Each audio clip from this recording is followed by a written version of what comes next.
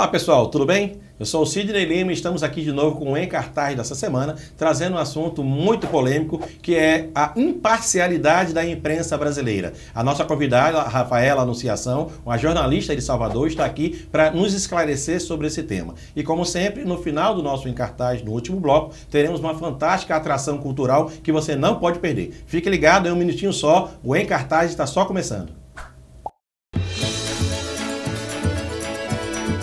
Na maternidade Juazeiro já nasceram mais de 3 mil bebês apenas em 2017. A taxa de mortalidade é de 2%, muito abaixo da média nacional. Mulheres de 53 cidades da região vêm para cá ter seus filhos. Foi tudo ótimo. Todo mundo me atendeu bem. Foi ótimo, amei muito. O atendimento aqui, para mim, foi nota 10. Prefeitura de Juazeiro, trabalhando pela saúde. Então, estamos aqui com nossa amiga Rafaela Anunciação, uma jornalista de renome na cidade de Salvador, está nos abrilhantando aqui na região do Vale do São Francisco. É muito bom tê-la aqui conosco, para nós é uma honra. E como sempre fazemos aqui no nosso Em Cartaz, a primeira pessoa que a gente quer botar em cartaz é a pessoa da Rafaela Anunciação. Então esclareça, por favor, para os nossos amigos internautas que estão nos assistindo, quem é essa pessoa chamada Rafaela Anunciação. Bom, eu sou a Rafaela Anunciação, né? Moro em Salvador. Quero agradecer a oportunidade de estar aqui com vocês no Em Cartaz. Eu formei em jornalismo pela Faculdade Social da Bahia, né, em 2012. E sou pós-graduada em assessoria de comunicação pela Uninasal. Presto assessoria de imprensa, faço comunicação interna. Então, todo aquele processo, né, que a gente passa pela faculdade para aprender, pela vida para aprender. E estamos aqui, né, nessa área de comunicação, tentando alavancar, tentando passar para frente, que é uma área gostosa de trabalhar e a gente vai lidando com os desafios ao longo do tempo. E é muito bom a sua visita aqui para conhecer o Vale do São Francisco. Espero que realmente seja recebida de uma forma acalorada pela população daqui do Rio São Francisco, tanto de Juazeiro quanto de Petrolina e das cidades circunvizinhas. Agora, entrando no assunto propriamente dito, que é uma pauta bem interessante, porque faz jus ao que vocês trabalham constantemente, que é o jornalismo. Muito se fala no quarto poder, que é a imprensa, muito se fala na parcialidade ou imparcialidade das matérias que são lançadas para a formação de opinião da população. Como é que a Rafaela vê isso? Como é que ela vê a imparcialidade realmente na transmissão da notícia por parte dos jornalistas brasileiros?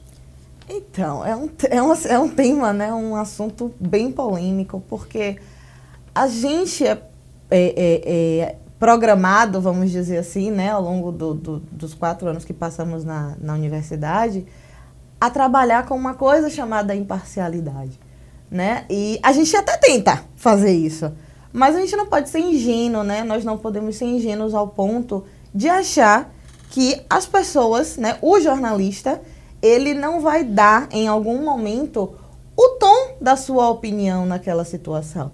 Ainda que ele não diga o eu acho, eu penso, mas essa contribuição, né, da parcialidade, da falsa imparcialidade, ela está contida nos elementos de um texto. Ela está contida na escolha que eu faço de um título. Ela está contida na escolha de uma imagem, na palavra A e não na palavra B. Ela está contida no tempo em que eu disponibilizo para uma fonte, né? Embora a gente tenha a obrigação de ouvir os dois lados, né? Sempre tem isso no jornalismo.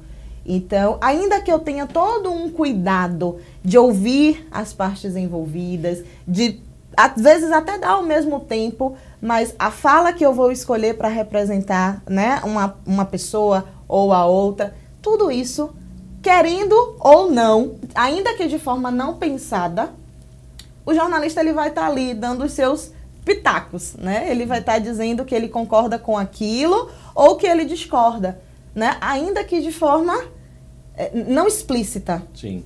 Ele vai estar ali, a opinião vai estar ali. Uma vírgula pode alterar toda uma opinião e na hora do texto ser feito, induzir a pessoa a pensar daquela forma. Total. Então, assim, é um cuidado que a gente tem que ter, né? Enquanto formadores de opinião.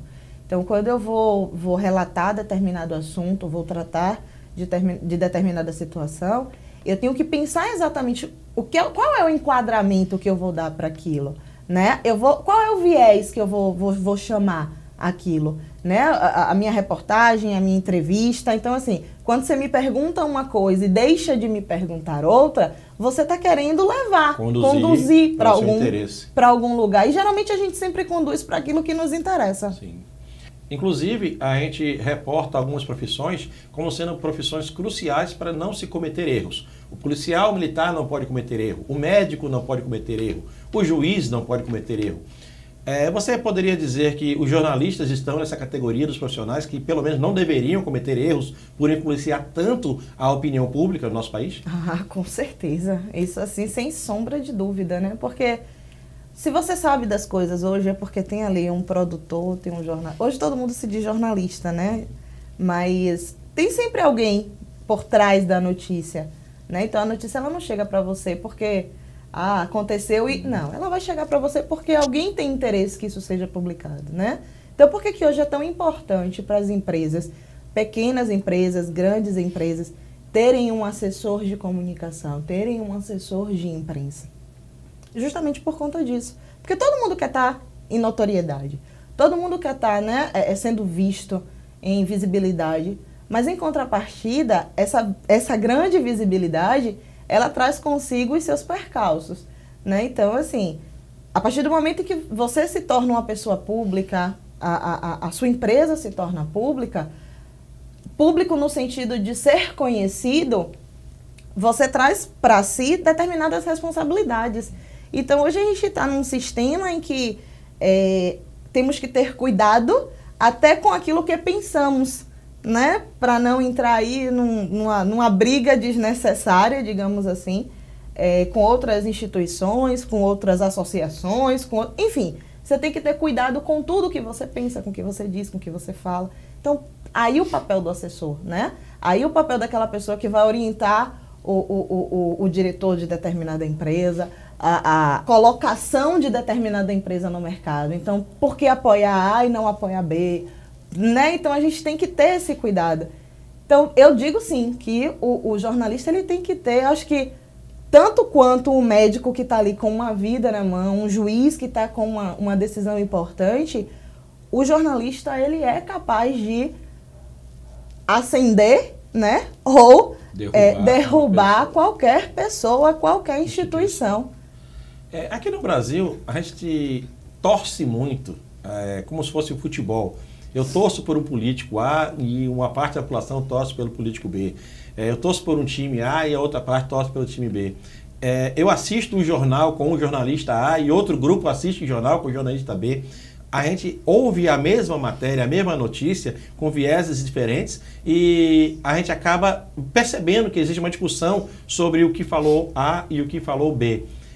Isso realmente ocorre no meio jornalístico, vocês sabem que isso ocorre e vocês trabalham em cima da opinião pública para que vocês conquistem essa opinião, para que vocês conquistem esse público e possa realmente angariar mais pessoas, digamos assim, para o seu programa. Existe isso no jornalismo? Ah, claro, existe isso na vida, né? A verdade é essa. Então, assim... o jornalista ele tem que ter cuidado, porque eu não posso, enquanto jornalista, enquanto formador de opinião, eu não posso dizer aquilo que a pessoa quer ouvir, né? Eu tenho que levar informação. Eu estou ali para ser esse elo, né? Porque se não existe, né, o jornalista, não existe o comunicador, as informações elas não vão chegar. Elas já não chegam tendo, né, em muitos casos. Imagine sem. Então, assim, a gente tem que ter essa sensibilidade. E isso existe, sim, na comunicação. Então, eu tenho um determinado público, o meu programa é feito para um determinado público, então a linguagem que eu vou utilizar é uma, a linguagem de escrito é outra, né? A de TV é outra, a de web é outra. Então, assim, eu tenho isso, né? E eu preciso entender exatamente qual é o meu público para que eu tenha a possibilidade de permitir que ele entenda o que está acontecendo na nossa sociedade, no nosso país e fora dele, para que ele tenha argumentos, né, discursivos. Então, assim, quando você me diz, as pessoas assistem o jornal A, outras assistem o jornal B e leem jornal A ou jornal B, isso é bom, né? Porque quando você não tem com o que discutir, você termina nivelando todo mundo numa mesma situação. O que a gente precisa, na verdade, é possibilitar que as pessoas tenham suas próprias opiniões, né? Eu formo opinião, sim, eu formo à medida em que eu enquadro determinado assunto, à medida em que eu escolho pautar determinado assunto. Mas a conduta e o direcionamento que isso vai ter depende de cada público, né? Então a gente tem isso, né? Tem a questão da audiência que entra muito nessa situação. Então funciona desse jeito. Eu vou querer saber no próximo bloco o que você pensa do poder da imprensa, literalmente, para poder manipular a cabeça de um determinado público-alvo, que pode ser utilizado tanto para fins políticos quanto para fins comerciais, mas a gente vai dar um tempinho, porque essa aula está sendo muito boa para mim, vou aproveitar o intervalo até para estudar um pouco mais, para que nossa formação publicitária possa ser enriquecida com a formação do jornalismo, e a gente vai dar um intervalozinho para a gente poder tomar um café e bater esse papo, enquanto o internauta vai também tomar um cafezinho e assistir o comentário dos nossos patrocinadores, porque sem essas pessoas maravilhosas que bancam o Em Cartaz, nós não teríamos condições de levar até você essas informações que levamos toda semana. Então, aguarde, fique ligado, é um minutinho só, é só o tempo do cafezinho e a gente já volta. Ao acessar o site do Cartaz da Cidade, você não está apenas abrindo um portal de notícias. Ao entrar no site do Cartaz da Cidade, você encontra muito mais que produtos e serviços das empresas anunciantes. Quando você passeia pelo Cartaz da Cidade, você conhece muito mais que pessoas e celebridades. Quando você se liga no site Cartaz da Cidade, você tem tudo isso e muito mais.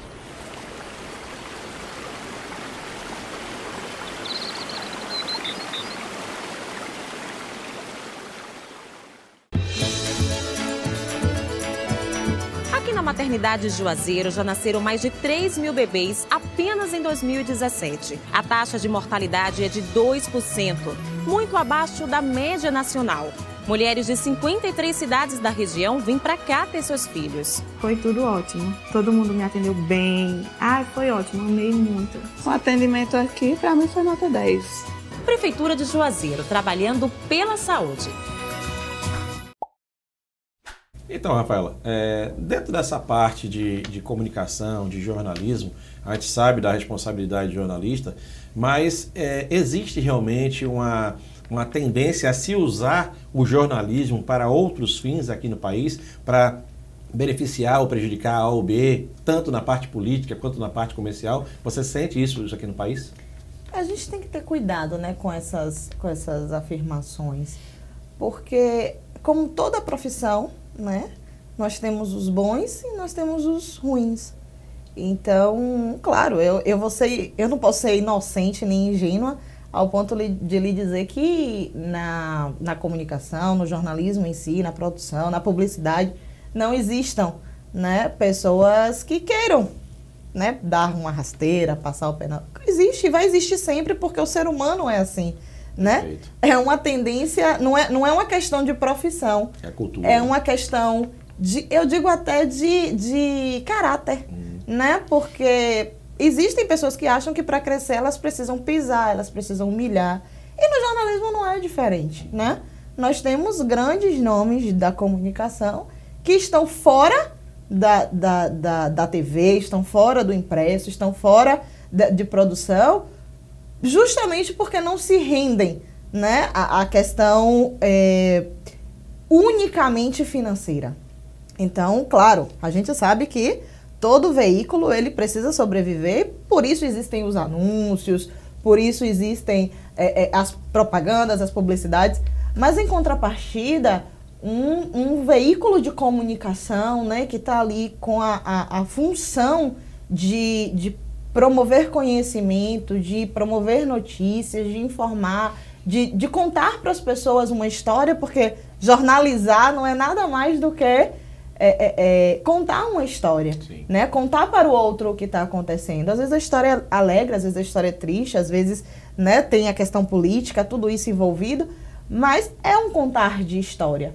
E eu não posso, enquanto jornalista, não posso querer que simplesmente tudo se transforme num mundo mágico, né, onde não exista nenhum problema e que todas as publicidades, ou eu deixe de falar sobre determinada instituição ou determinada pessoa pelo simples fato dela ser uma anunciante daquela empresa, né? Então, hoje a gente tem ícones do jornalismo, Sidney, que não estão no mercado ou não estão fazendo um papel que representam muito bem, porque não se rendem a essa cultura, né? Como é que eu posso dizer? Monetária, né? Então, mas claro, sempre existe, sempre vai existir. Aí a gente vem agora com um fato histórico que eu tenho percebido, com o fim do regime militar, o fim da censura, a imprensa começou a ganhar uma força maior aqui no país, e no mundo de modo geral, a imprensa tem uma força muito grande.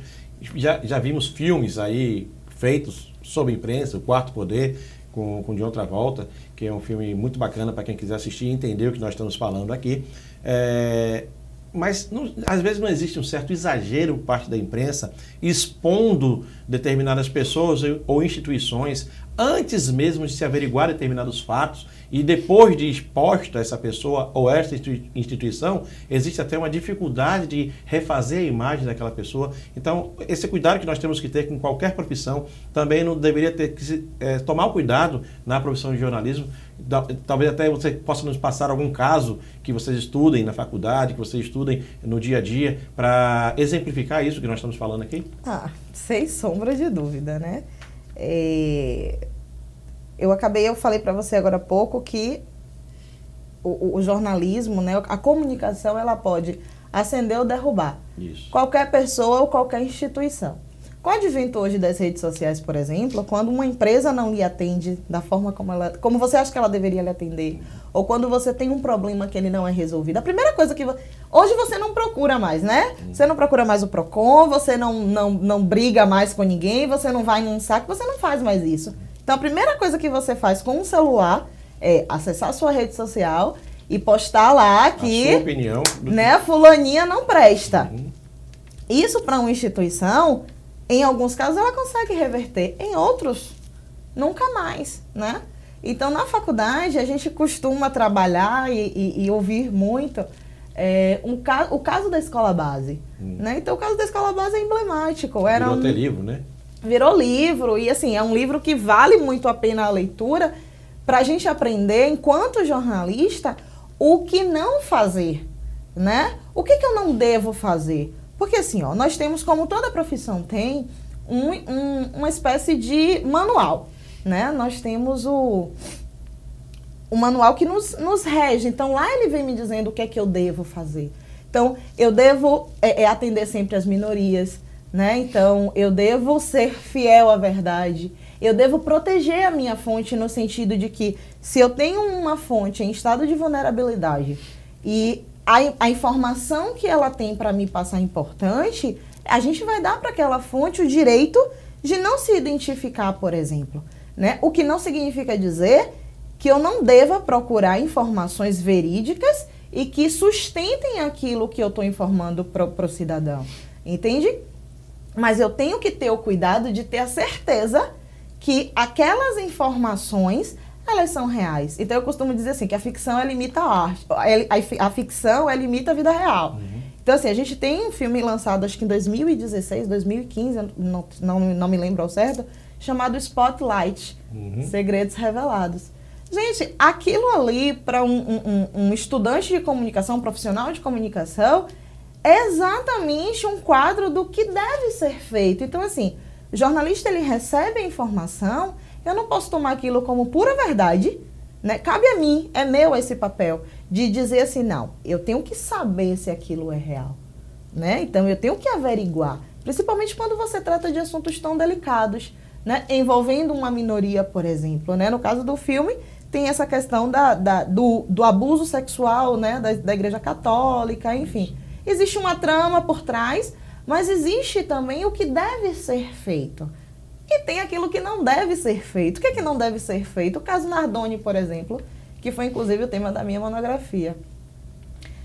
O caso Nardoni é o caso nítido do que não deve ser feito no jornalismo, né? Então, eu não sou um juiz, eu não tenho o papel de ser juiz. Então, essa questão, quando você fala assim, o quarto poder, né, que é a mídia, isso muito me preocupa, né, enquanto profissional da área, porque eu não tenho o direito de destruir a vida de alguém.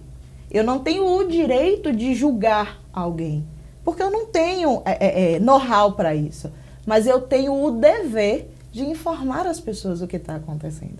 Então, o caso Nardoni era nítido, notável, que ninguém iria de encontro ao que a mídia propôs. Então, o que foi que a mídia fez? Ela pegou aquele caso daquela criança, que é um caso, óbvio, eu entendo a dor, eu sou mãe, e eu entendo a dor de uma mãe de perder um filho, né? Você não deseja isso para ninguém, nem para um pai, nem para uma mãe, nem para ninguém. Mas por que, né, você tratar um caso em detrimento de tantos outros? Que tem por aí.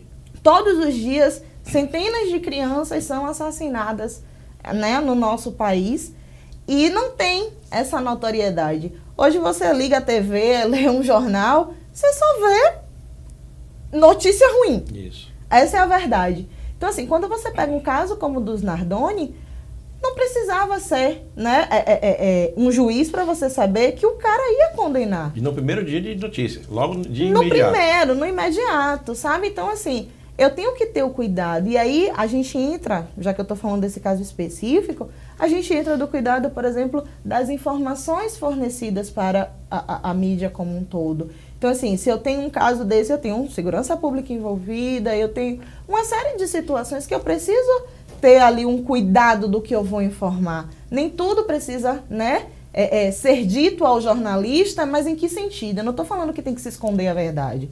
O que eu estou dizendo é que a gente tem que aprender a filtrar, né? Então eu não posso, óbvio, ele é um monstro. Ficou provado isso depois da investigação. Entende? Mas não sou eu quem tenho que julgar isso. E sim, o juiz depois de fazer o Entende? processo. Então, a gente tem que ter essa, eu costumo dizer assim, essa maldadezinha ali atrás. Porque entra aí aquela questão de assim, eu posso derrubar alguém com uma história inverídica? Sim. Posso. E o caso da escola base, por exemplo, é nítido. Isso. Porque a pessoa teve a vida destruída, né? Até hoje, assim, não teve nunca mais como se reerguer. Pela má interpretação dos pais da criança. As crianças contaram uma história, né? E foi aceita como verdade única. E então, assim, até hoje você tem isso como referência e você tem esse cuidado.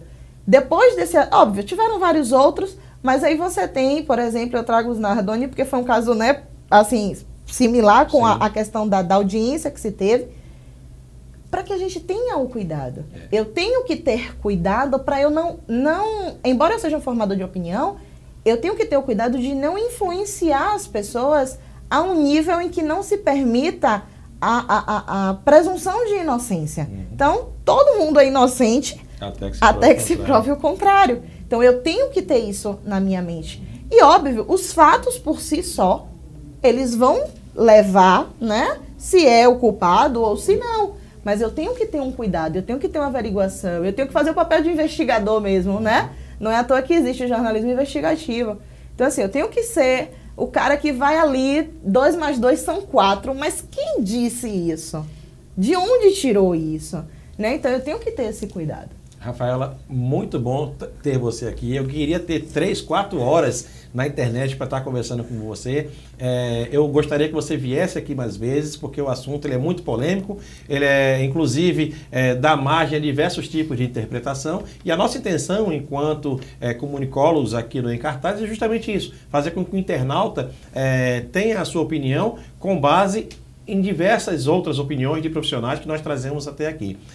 Muito boa essa entrevista sua, nós temos que realmente agradecer. Eu espero que você ame de paixão, você e seu marido que estão aqui visitando a região, ame de paixão a nossa região, que você possa ficar aqui conosco, e eu vou até brincar depois com o Thiago para ver se a gente compra seu passe para ajudar a gente aqui no Cartaz da Cidade, ajudar no Em Cartaz, que vai ser uma aquisição fantástica para a gente. Eu vou começar já a sediar você, a gente vai começar a investir nisso, vamos levar para os melhores restaurantes aqui da região, para que você realmente possa ficar aqui e dar a água do Velho Chico, porque quem bebe da água do Velho Chico não sai daqui. Então tenho certeza que em breve você estará aqui conosco e será uma companhia muito agradável. Muito obrigado mais uma vez. Obrigado ao internauta que está nos assistindo, está com essa vontade de aprender um pouco mais, e a nossa missão de levar essa informação a vocês vai continuar sempre. Agora fiquem ligados, porque como nós sempre gostamos de levar cultura a vocês, o último bloco é aquele bloco fantástico que você vai se divertir, que você vai aprender, que você vai conhecer uma personalidade a mais aqui da região, e o Em Cartaz está aqui para isso. Ao acessar o site do Cartaz da Cidade, você não está apenas abrindo um portal de notícias. Ao entrar no site do Cartaz da Cidade, você encontra muito mais que produtos e serviços das empresas anunciantes. Quando você passeia pelo Cartaz da Cidade, você conhece muito mais que pessoas e celebridades. Quando você se liga no site Cartaz da Cidade, você tem tudo isso e muito mais.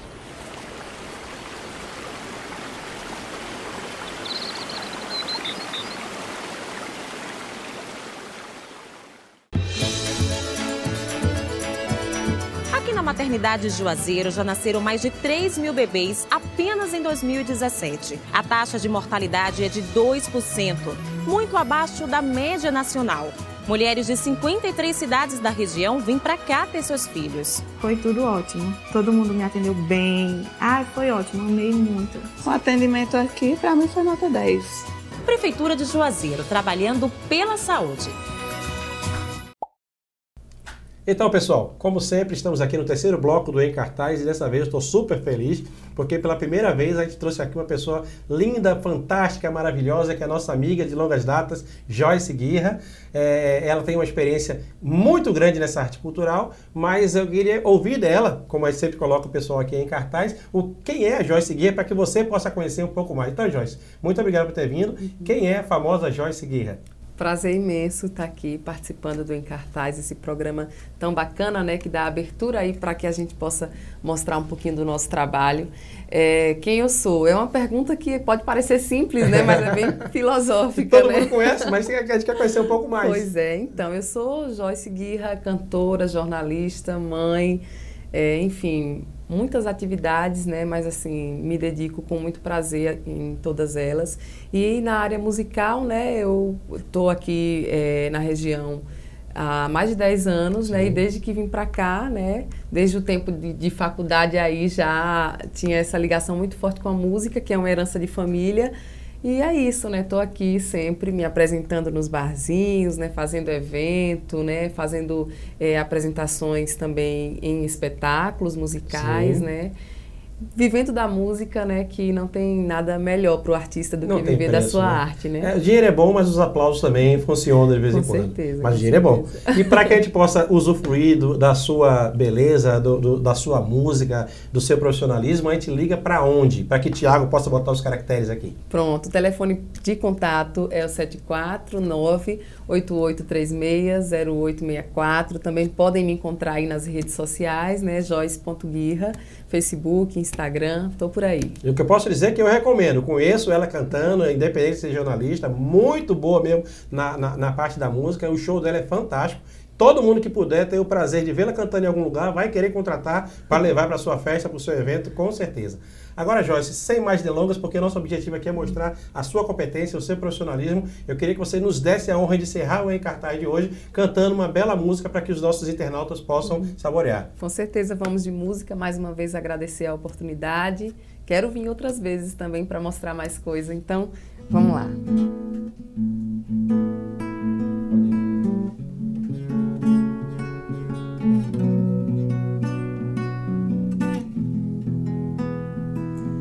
Eu ando pelo mundo prestando atenção em cores que eu não sei o nome. Cores de Almodóvar, cores de Frida Kahlo, cores. Passeio pelo escuro, eu presto muita atenção no que meu irmão ouve. É como uma segunda pele, um calo, uma casca, uma cápsula protetora. Eu quero chegar antes pra sinalizar o estar de cada coisa, filtrar seus graus. Ando pelo mundo divertindo gente, chorando ao telefone e vendo doer a fome dos meninos que têm fome. Pela janela do quarto, pela janela do carro, pela tela, pela janela. Quem é ela, quem é ela? Eu vejo tudo enquadrado. Remoto controle, eu ando pelo mundo. E os automóveis correm para quê? As crianças correm para onde? Transito entre dois lados. De um lado eu gosto de opostos. Exponho meu modo, me mostro. Eu canto para quem? Pela janela do quarto, pela janela do carro, pela tela, pela janela. Quem é ela, quem é ela? Eu vejo tudo enquadrado. Remoto controle, eu ando pelo mundo. E meus amigos, cadê minha alegria? Meu cansaço, meu amor, cadê você? Eu acordei, não tem ninguém ao lado. Pela janela do quarto, pela janela do carro, pela tela, pela janela. Quem é ela, quem é ela? Eu vejo tudo enquadrado. Remoto controle.